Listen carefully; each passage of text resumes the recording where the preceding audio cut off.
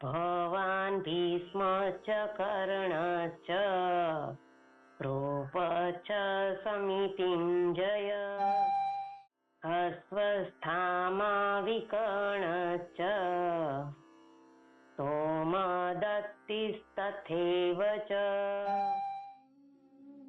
भवान भीष्मश्च अर्थात आप और पितामह भीष्म दोनों ही बहुत विशेष पुरुष हैं।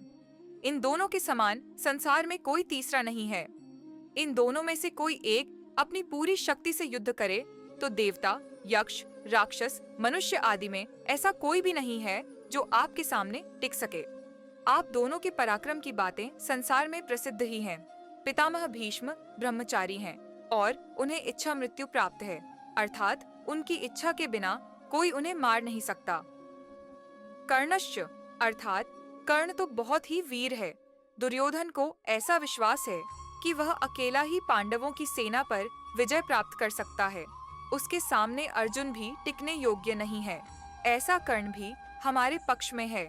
कृपश्च समितिंजय अर्थात कृपाचार्य की बात ही क्या करनी, वे तो चिरंजीवी हैं और वे हमारे हितैषी हैं और पूरी पांडव सेना पर विजय प्राप्त करने में सक्षम हैं।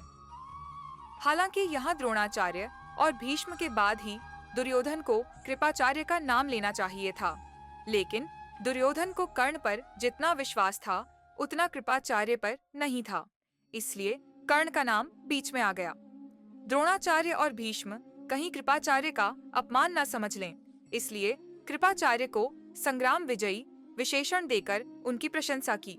अश्वत्थामा वे द्रोणाचार्य के पुत्र हैं और वे भी चिरंजीवी हैं। वे भी बहुत वीर हैं। उन्होंने भी आपसे अस्त्र शस्त्र की विद्या सीखी है। विकर्णश्च सौमदत्तिस्तथैव च आप ऐसा न समझें कि केवल पांडव ही धर्मात्मा हैं। हमारे पक्ष में भी मेरा भाई विकर्ण बड़ा धर्मात्मा और वीर है और हमारे प्रपितामह शांतनु के भाई बहलिक के पौत्र तथा सौमदत्त के पुत्र भूरिश्रवा भी बड़े धर्मात्मा हैं। उन्होंने बड़े बड़े यज्ञ किए हैं और वे महान योद्धा और महारथी हैं।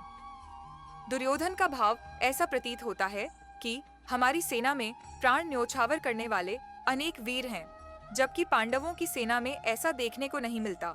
इसलिए मुझे इस युद्ध में विजय प्राप्त होने का विश्वास है।